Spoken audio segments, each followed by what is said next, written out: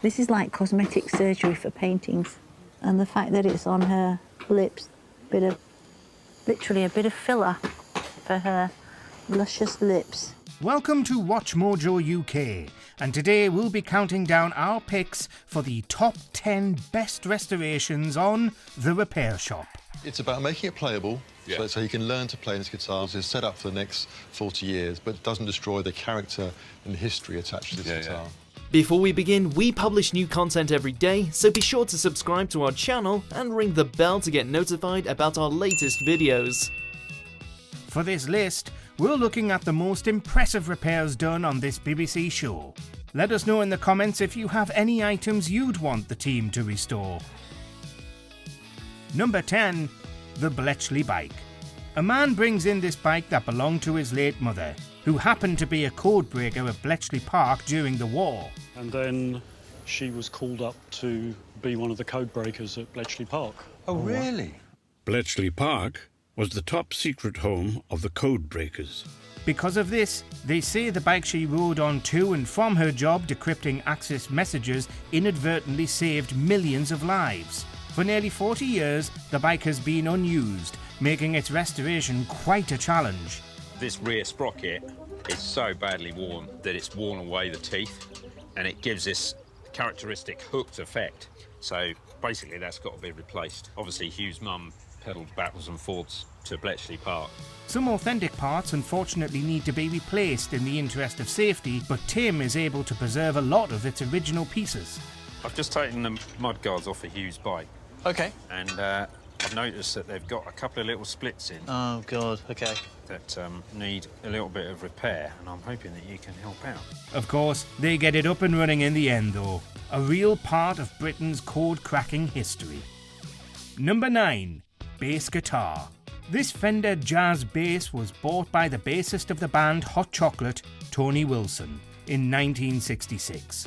It's brought onto the show by Tony's son Danny, looking to get it restored so that he can learn to play it and continue his dad's legacy. And then why do you want to get it repaired or restored now? Are you going to start playing? That's it, that's the plan. Oh, you are? Yeah, that is the plan. Guitar expert David does most of the work, and it certainly needs a lot because it's been rendered virtually unplayable after gathering dust for so long. And these are actually coming out a lot easier than I thought they might for a guitar that's 50 years old. So I'm confident that actually these frets will come out, relatively easily. He separates all the parts, repaints the neck, replaces every fret, and even adds a bridge cover he has to artificially age so that it matches everything else. What I have here is it's a specially selected stone, and I'm just going to put some marks and dents in this. This is very unscientific.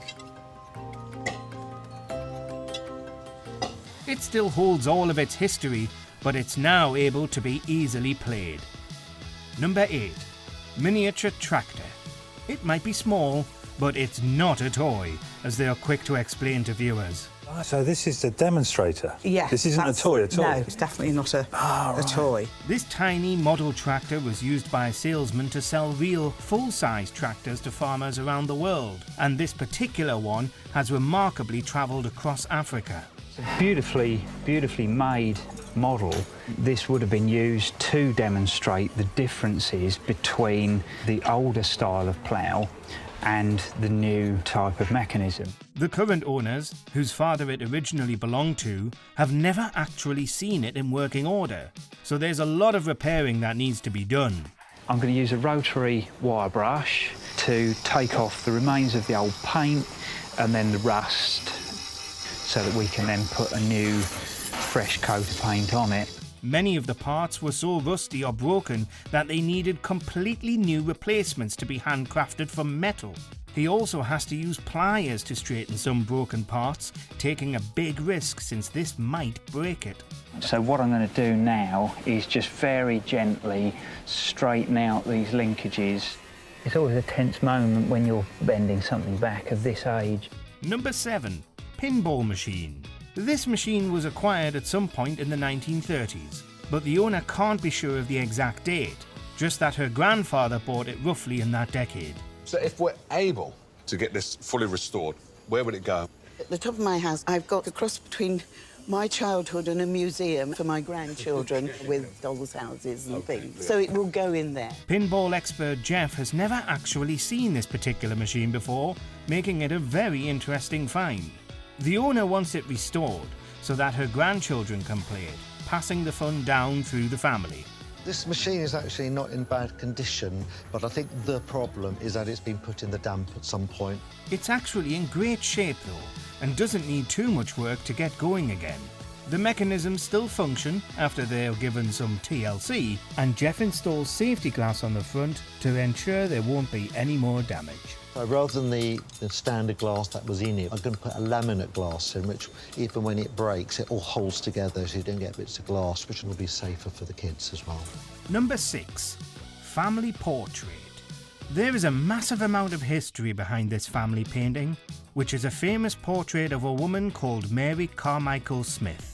The men who bring it on are her great-great-great-grandson and great-great-great-great-grandson, the latter of whom ended up shooting it with a dart gun when he was a kid. Yeah, I shot her in the face with a, and I shouldn't laugh, actually, it's terrible, with a dart gun as a 10-year-old boy. That's why it's brought on to be restored by Lucia, who discovers that it's a copy of a similar painting of Carmichael that was done by famous painter George Romney. I'm going to actually secure the paint around the edge of the dart gun hole, and the same thing along this tear as well. But it's not a rip-off. It was commissioned by the family so that multiple portraits of their ancestor existed.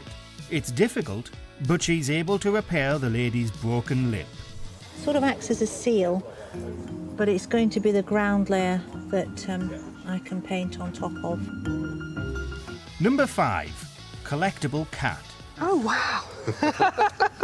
And it was made by my mum as a present for my dad around the time they got engaged. This porcelain model was specially crafted in the 1950s as a gift from the current owner's mother to her father for their anniversary.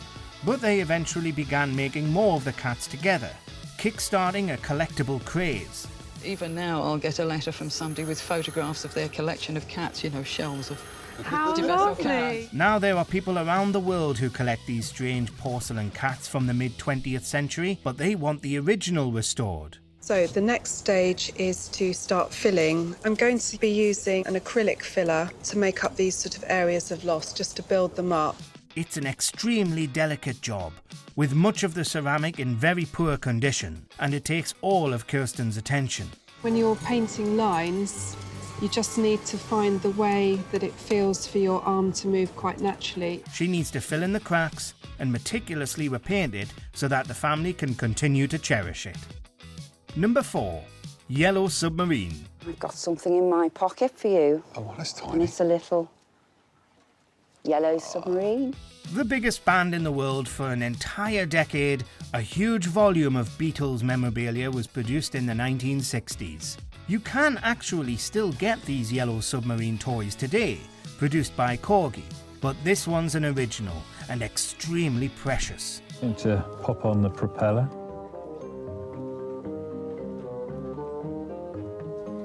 The woman who brings it on, Hannah Clive, is the daughter of the actor John Clive, who voiced John Lennon in the 1968 film because the Beatles themselves didn't want to be in it. Steve is able to replace some broken parts and even makes a new set of periscopes, while Lucia manages to match the fresh paint to the original. I painted the first coats of yellow on the periscope, and it's very difficult to get this colour match because the original paint has faded on the top. Number 3. Gift from the Maharaja. This walking stick was gifted to owner Nick's father by one of India's Maharajas many decades ago. Originally, the mouth opened and the ears flapped. Fantastic, isn't it? Where was this made?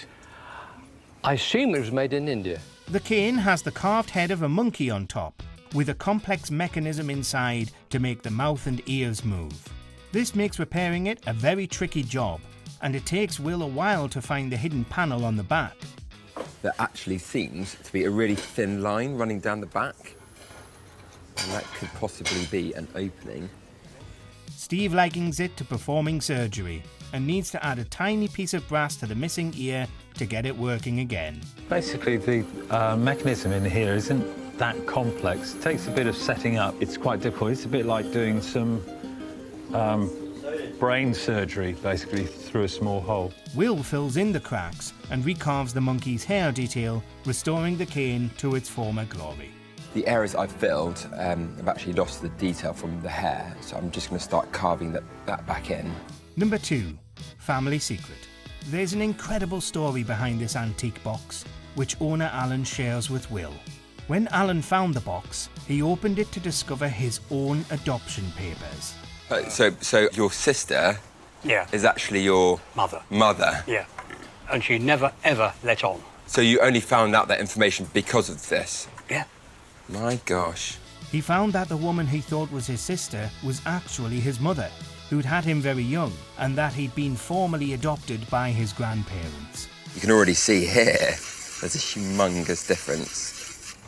I mean, look at that. The box has seen better days, however, and Will needs to employ some strange methods to get it restored, including gently using an iron to soften and flatten the old glue. One of the main benefits of doing it this way is sort of reusing the original glue that's there, rather than sort of forcing new glue in there and making a mess. He replaces the metal plate and the leather, then gets it beautifully polished up. Number 1, pocket watch. It survived the war and came all the way from the Netherlands, all because the owners believed Steve was the best person to repair it.